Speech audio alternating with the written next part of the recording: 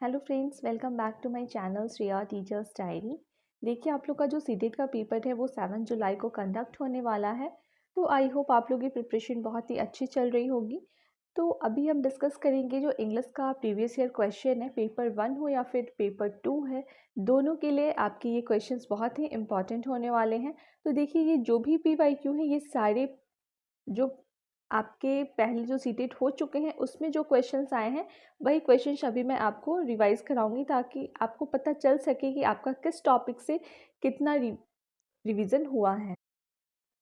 तो English pedagogy में जो हम टॉपिक पढ़ते हैं, language acquisition and language learning, तो उसके ही कुछ क्वेश्चंस मैं लेकर आई हूँ। तो अभी कुछ क्वेश्चंस हम डिस्कस करेंगे। तो ये क्वेश्चंस जो है ये पेपर 1 के लिए है, PYQ। तो चलिए देखते हैं।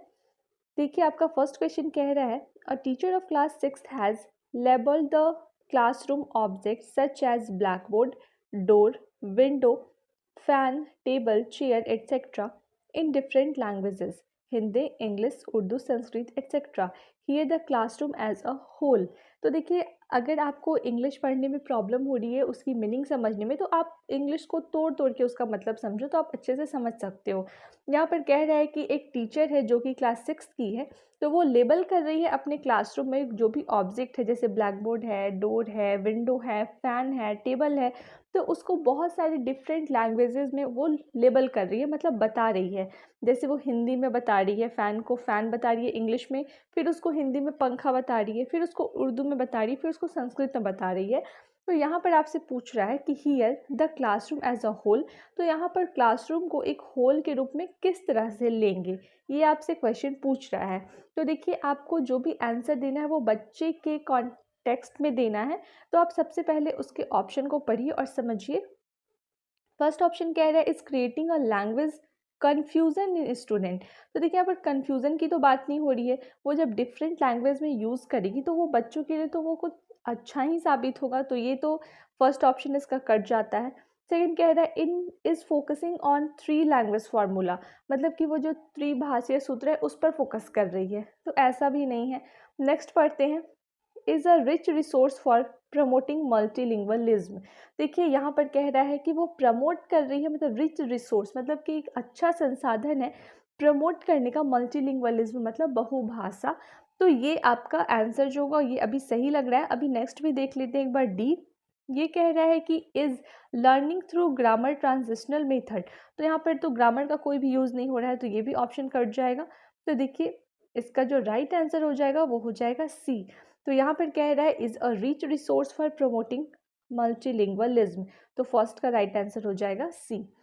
तो ऐसे ही आपको क्वेश्चन को पहले अच्छे से समझना है, फिर बच्चों के कॉन्टेक्स्ट में उसको ऐड करके आपको आंसर देना है। नेक्स्ट क्वेश्चन देखिए, the language which is learn from environment without any explicit teaching is. यहाँ पर कह रहा है कि जो लैंग्वेज जिसको हम लर्न मतलब कि सीखते हैं इन्वायरमेंट से, विदाउट मतलब बिना किसी एक्सप्लिसिट टीचिंग, मतलब कि एक्सप्लिसिट मतलब होता है कुछ भी क्लियर करना, उसके थ्रू, तो उसको क्या कहते हैं। तो फर्स्ट कह रहा है सेकेंड लैंग्वेज, सेकेंड बी कह रहा है थर्ड लैंग्वेज, सी कह रहा है स्कूल लैंग्वेज और डी कह रहा है फर्स्ट लैंग्वेज।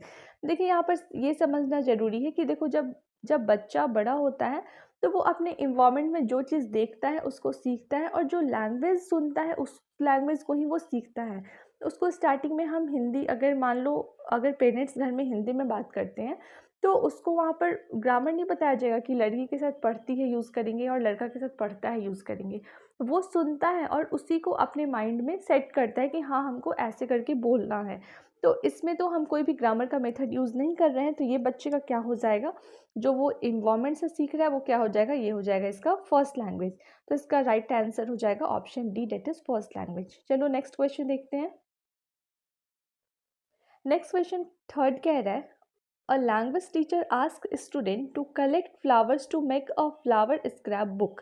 यहाँ पर कह रहे हैं कि लैंग्वेज टीचर है वो बच्चों से कहते हैं कि आप कलेक्ट करो फ्लावर को, मतलब बहुत सारे फ्लावर को आप कलेक्ट करो, क्या बनाने के लिए, flower scrap book. Flower scrap book क्या होता है कि जैसे एक बुक होता है स्क्रैप बुक, उसमें फ्लावर्स को चिपका चिपका कर वो फ्लावर स्क्रैप बुक हम बनाते हैं, कुछ फ्लावर्स को कलेक्ट करके उसमें उसको पेस्ट करते हैं, तो वही होता है flower scrap book. She also ask them to write the name of which, और वो जो टीचर है वो बच्चों को कह रही हैं कि आप जिस फ्लावर को वहाँ पर पेस्ट कर रहे हैं वहाँ पर उसके साथ उसका नाम भी लिखिए। In their language in English. She also asked them to write the name of each flower in their language in their language and in English। मतलब कि आप अपने लैंग्वेज में लिखिए और उसको इंग्लिश में भी लिखिए। This activity will help her to promote. तो यहाँ पर वो किस एक्टिविटी को प्रमोट कर रही है? देखिए, फर्स्ट ऑप्शन है इंटीग्रेशन ऑफ सब्जेक्ट्स, सेकंड है मल्टीलिंगुअलिज्म, थर्ड है लैंग्वेज अक्रॉस द कैरिकुलम और डी है अ लव फॉर नेचर। तो यहाँ पर देखिए, अ लव फॉर नेचर तो नहीं होगा, इंटीग्रेशन ऑफ सब्जेक्ट भी नहीं होगा, मल्टीलिंगुअलिज्म बचा और लैंग्वेज अक्रॉस द कैरिकुलम। तो लैंग्वेज अक्रॉस द कैरिकुलम भी नहीं होगा इसका, जो क्योंकि वो कह रही है कि आप अपने लैंग्वेज में भी लिखिए और इंग्लिश में भी लिखिए। तो यहाँ पर जब वहाँ पर तो बहुत सारे क्षेत्र के बच्चे होंगे तो वो सब अपने अपने लैंग्वेज में लिखेंगे और इंग्लिश में भी लिखेंगे। तो यहाँ पर बहुत सारी लैंग्वेज को यहाँ पर महत्व दिया जा रहा है। तो इसका राइट आंसर क्या हो जाएगा? Multilingualism, that is B. उसके बाद नेक्स्ट क्वेश्चन नंबर 4 देखिए, which one of the following activities come under CALP, CALP। मतलब यहाँ पर आपसे पूछ रहा है कि कैल्प के अंदर कौन सा एक्टिविटी आएगा। तो आपने इंग्लिश में पढ़ा होगा कि कैल्प का मतलब क्या होता है। कैल्प का यहाँ पर पहले मैं आपको फुल फॉर्म बता देती हूँ। Cognitively academic language proficiency. यहाँ पर इसका मतलब होता है कि यहाँ पर हम फोकस करते हैं प्रोफिशिएंसी में, जो कि एकेडमिक लैंग्वेज होता है उसमें, उसको हम प्रमोट करते हैं। तो इसको ही हम कहते हैं कैल्प। तो देखिए इसका ऑप्शन क्या कह रहा है? मेकिंग रिजर्वेशन, बी कह रहा है आंसरिंग कॉल्स, सी कह रहा है making an appointment for the salon और डी कह रहा है राइटिंग बुक रिव्यू। तो देखिए यहाँ पर मेकिंग रिजर्वेशन नहीं होगा, अब आंसरिंग कॉल भी नहीं होगा, अपॉइंटमेंट जो सैलून से लेते हैं वो भी नहीं होगा। तो इसका राइट आंसर क्या हो जाएगा? डी हो जाएगा, writing book review.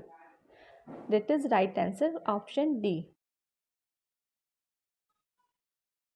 Next question देखिए, क्वेश्चन नंबर 5 कह रहा है, a language teacher firstly ask students to introduce themselves to each other in the class. यहाँ पर कह रहे हैं कि जो लैंग्वेज टीचर है वो सबसे पहले बच्चों को कहती है कि खुद को इंट्रोड्यूस करो एक दूसरे से, मतलब each other. Then ask them to introduce their friend to each other.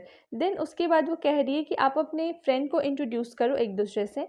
This activity which help them to increase. तो ये जो एक्टिविटी टीचर करा रही है वो किस में हेल्प कर रहा है? इम्प्रूव करने में। तो फर्स्ट ऑप्शन है, option A scalp, option B PPPP, option C ELT and option D BISC बिस्क। तो यहाँ पर देखिए, सबसे पहले तो आप जब इंग्लिश लैंग्वेज पढ़ोगे तो आपको इसका फुल फॉर्म पता होगा, तभी आप ये आंसर कर सकोगे। तो देखिए इस यहाँ पर क्या हो रहा है, जो बच्चे हैं वो इंट्रोड्यूस कर रहे हैं एक दूसरे से, तो एक दूसरे से क्या हो रहा है, उनका फेस टू फेस इंट्रैक्शन हो रहा है। तो इसलिए इसका जो राइट आंसर हो जाएगा वो हो जाएगा option D, that is BISC। तो पहले मैं आपको बता देती हूँ कि इसका फुल फॉर्म क्या होता है। Basic interpersonal communicative skill. इसमें क्या होता है कि जो बच्चे होते हैं वो एक दूसरे से इंटरेक्शन करते हैं फेस टू फेस। तो इसलिए इसका राइट आंसर हो जाएगा ऑप्शन सी। नेक्स्ट देखिए, क्वेश्चन नंबर 6 कह रहा है, the study of meaning in a language is known as. जो लैंग्वेज में हम स्टडी करते हैं उसके मीनिंग का, तो उसको क्या कहते हैं? तो देखिए यहाँ पर फर्स्ट ऑप्शन है सिंटेक्स, सेकेंड ऑप्शन है सीमेंटिक्स, थर्ड ऑप्शन है मॉर्फोलॉजी एंड फोर्थ ऑप्शन है लिंग्विस्टिक। तो यहाँ पर जब हम स्टडी करते हैं लैंग्वेज में उसके मीनिंग को, तो उसको हम कहते हैं सीमेंटिक्स। तो इसका राइट ऑप्शन हो जाएगा option number B. Next question देखिए, क्वेश्चन नंबर 7 कह रहा है, in the multilingual classroom learner can interact. जो मल्टीलिंगुअल क्लासरूम होता है, मल्टीलिंगुअल मैं आपको बता दूं, जहाँ पर बहुत सारी लैंग्वेज को यूज़ किया जाता है, बहुभाषी, उसको मल्टीलिंगुअल क्लासरूम कहते हैं। तो वहाँ पर जो लर्नर होते हैं, जो सीखने वाले बच्चे होते हैं, वो इंटरेक्ट करते हैं किस तरह से? देखिए ऑप्शन देखते हैं। ऑप्शन ए है, in the medium of instruction followed by the school. जो स्कूल का इंस्ट्रक्शन होता है उसको फॉलो करके, उसके थ्रू। तो इंस्ट्रक्शन के थ्रू तो बच्चों को नहीं चलाते हैं, तो ये ऑप्शन नेगेटिव बता रहा है। नेक्स्ट ऑप्शन देखते हैं, in their own language and can be a mix of words from more than one language. यहाँ पर कह रहा है कि वो जो बच्चे होते हैं वो अपने लैंग्वेज से सीखते हैं और can be mix of words, और वो वर्ड्स को मिक्स करके मोर देन वन, मतलब एक से ज़्यादा लैंग्वेज के थ्रू सीखते हैं। उसके बाद देखिए ऑप्शन नंबर सी क्या कह रहा है। ऑप्शन सी कह रहा है, only in the language prescribed in 3 language formula, मतलब उस लैंग्वेज के थ्रू सीखते हैं जो 3 लैंग्वेज फार्मूला के थ्रू आता है। नेक्स्ट ऑप्शन सी डी कह रहा है in the language with which the teacher is familiar, मतलब कि वो जिस लैंग्वेज से टीचर फैमिलियर है, मतलब जो लैंग्वेज टीचर को आता है उस लैंग्वेज के थ्रू सीखते हैं। तो ये तो ऑप्शन डी भी कट जाएगा, तो ये भी नेगेटिव सेंस दे रहा है। तो देखिए इसका जो राइट आंसर हो जाएगा वो हो जाएगा ऑप्शन बी, क्योंकि यहाँ पर ये कह रहे हैं कि वो बच्चे अपने लैंग्वेज में सीखते हैं और जो वो मिक्स करते हैं एक से ज़्यादा लैंग्वेज अपने वर्ड में उसके थ्रू सीखते हैं। तो इसका राइट ऑप्शन हो जाएगा option number B. Next question देखिए, क्वेश्चन नंबर 9 कह रहा है the multilingual nature of the Indian classroom must be use as a resource so that, यहाँ पर कह रहा है कि जो मल्टीलिंगुअल नेचर होता है इंडियन क्लासरूम का उसको यूज़ करते हैं हम एक रिसोर्स मतलब संसाधन के रूप में। तो इसका ऑप्शन क्या हो जाएगा, ऑप्शन ए कह रहा है every child feel secure and accepted, every child learns at the same pace, C कह रहा है children can learn mainly languages, और डी कह रहा है the teacher develops language proficiency. तो देखिए इसका जो राइट आंसर हो जाएगा वो हो जाएगा ऑप्शन नंबर सी, मतलब कि कह रहा है कि जो मल्टीलिंगुअल क्लासरूम होता है उसमें चिल्ड्रन जो होता है वो बहुत सारी लैंग्वेजेस सीखते हैं, मतलब लर्न मेनी लैंग्वेजेस, तो वहाँ पर बहुत सारी लैंग्वेज वो सीखते हैं। तो इसलिए इसका ऑप्शन हो जाएगा option number C. Next question देखते हैं, क्वेश्चन 10 कह रहा है a teacher of class second uses learners language and language to build a bridge between his mother tongue.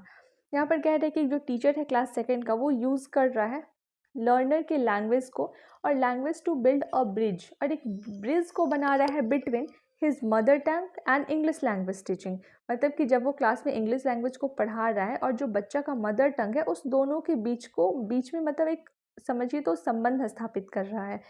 Here learners language is used in teaching English as a, तो यहाँ पर जो learner जो बच्चे का लैंग्वेज है वो किस तरह से यूज करेंगे हम इंग्लिश को पढ़ाने में। तो देखिए यहाँ पर फर्स्ट ए कह रहा है हिंड्रेंस मतलब रुकावट, सेकंड कह रहा है ट्रांजिशनल, और थर्ड कह रहा है रिसोर्स, और डी कह रहा है पैटर्न। तो इसका देखिए राइट आंसर हो जाएगा वो हो जाएगा सी, डेट इज रिसोर्स, मतलब हम एक संसाधन के रूप में लेंगे।